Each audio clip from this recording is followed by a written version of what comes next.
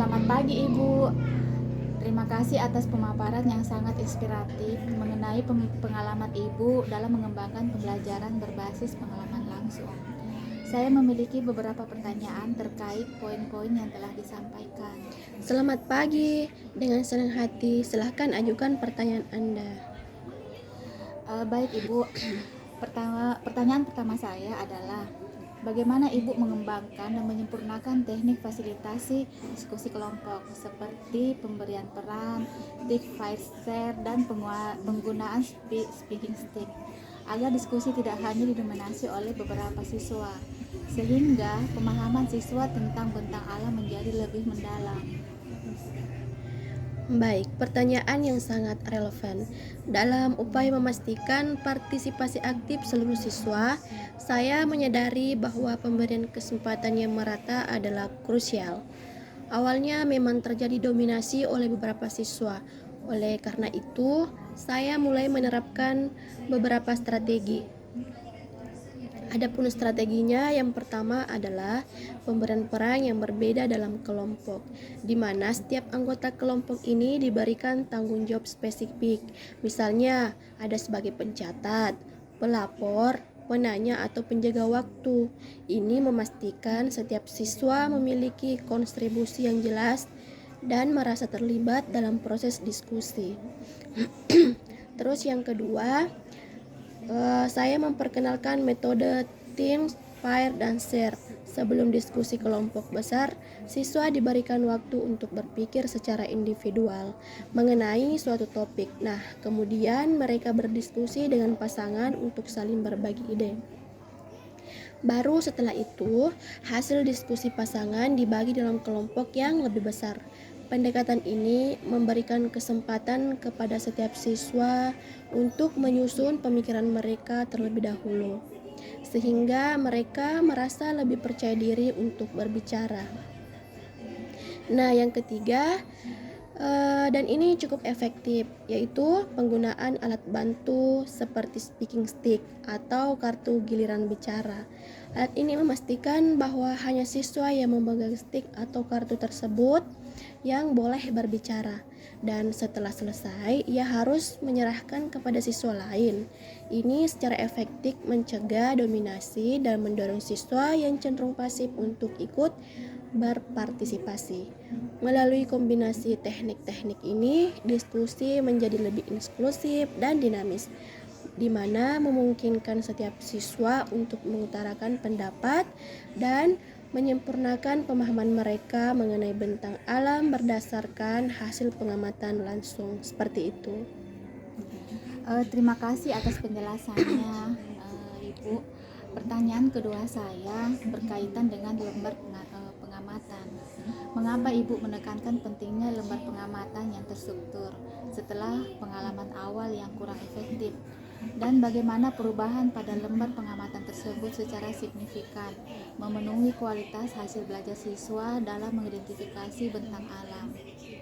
Nah, untuk itu, pengalaman awal menunjukkan bahwa lembar pengamatan yang terlalu terbuka justru membingungkan siswa. Mereka kesulitan dalam menentukan informasi apa yang relevan untuk dicatat, sehingga hasil pengamatan mereka seringkali kurang sistematis dan tidak fokus pada tujuan pembelajaran. Oleh karena itu, saya menekankan pentingnya lembar pengamatan yang terstruktur karena berfungsi sebagai panduan yang jelas bagi siswa. Lembar ini didesain dengan pertanyaan-pertanyaan pemandu yang spesifik, ruang untuk mencatat data kuantitatif atau kualitatif, serta kolom untuk menggambar sketsa. Misalnya, daripada hanya menulis amati tanaman, lembar pengamatan akan bertanya, identifikasi jenis tumbuhan yang dominan di area ini, bagaimana ciri-cirinya dan apa fungsinya bagi lingkungan sekitar. Nah, perubahan ini memiliki dampak yang sangat signifikan terhadap kualitas hasil belajar siswa. Dengan panduan yang terstruktur, siswa belajar untuk mengamati secara lebih teliti dan sistematis. Mereka tidak hanya mencatat apa yang menarik perhatian, tetapi juga mengumpulkan data yang relevan dan esensial sesuai dengan indikator pembelajaran. Hal ini secara langsung meningkatkan kemampuan mereka dalam mengidentifikasi, mengklasifikasi, dan menganalisis elemen-elemen bentang alam. Hasil pemahaman mereka menjadi lebih mendalam dan akurat, serta kemampuan mereka dalam mencatat dan melaporkan pengamatan juga sangat meningkat. Alhamdulillah, sangat jelas sekali penjelasan Ibu. Terakhir mengenai manajemen kelas. Bagaimana Ibu mengatasi tantangan awal dalam manajemen kelas di luar ruangan saat pertama kali menerapkan pembelajaran berbasis pengalaman, khususnya dalam menjaga fokus siswa pada tugas pengamatan bentang alam dan meminimalkan gangguan tersebut? Nah, untuk tantangan manajemen kelas di luar ruangan memang merupakan salah satu kekhawatiran utama ya saat pertama kali mencoba metode ini, di mana lingkungan baru seringkali memicu distraksi. Untuk mengatasi hal ini, saya melakukan beberapa penyesuaian penting, yaitu pertama, perencanaan yang lebih detail dan penetapan aturan yang sangat jelas sebelum keluar kelas. Sebelum melangkah keluar, kami mengadakan sesi singkat untuk membahas tujuan pengamatan, lokasi spesifik yang akan dikunjungi, dan aturan perilaku yang harus dipatuhi di luar kelas. Hal ini mencakup larangan bermain, keharusan untuk tetap berada dalam kelompok, dan fokus pada tugas. Nah, yang kedua, pemberian siswa ke dalam kelompok kecil dengan tugas yang spesifik, di mana setiap kelompok diberikan area pengamatan atau objek fokus yang berbeda.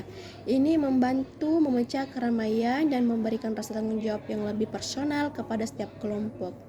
Selain itu, setiap kelompok juga mendapatkan pendampingan yang memadai, baik dari saya maupun dari guru pendamping yang lainnya untuk mengawasi dan memberikan bimbingan langsung.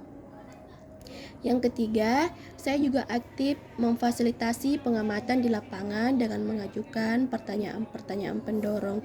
Alih-alih hanya mengawasi, saya berkeliling dari satu kelompok ke kelompok lain mengajukan pertanyaan seperti mengapa ada perbedaan tekstur tanah di sini dan di sana, atau bagaimana bentuk lahan ini terbentuk.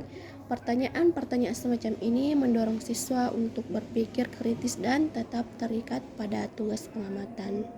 Melalui perencanaan yang matang, pembagian tugas yang jelas, pendampingan aktif, dan fasilitasi yang interaktif, fokus siswa dapat terjaga secara efektif, sehingga pembelajaran di luar ruangan tidak hanya menjadi rekreasi, tetapi juga pengalaman belajar yang bermakna. Seperti itu. Terima kasih banyak Ibu atas jawaban yang komprehensif dan sangat mencerahkan. Penjelasan Ibu memberikan gambaran yang jelas mengenai bagaimana tantangan dapat diatasi dan diubah menjadi peluang untuk meningkatkan kualitas pembelajaran. Sama-sama, semoga pengalaman ini dapat menjadi masukan yang bermanfaat bagi Anda dan para pendidik lainnya.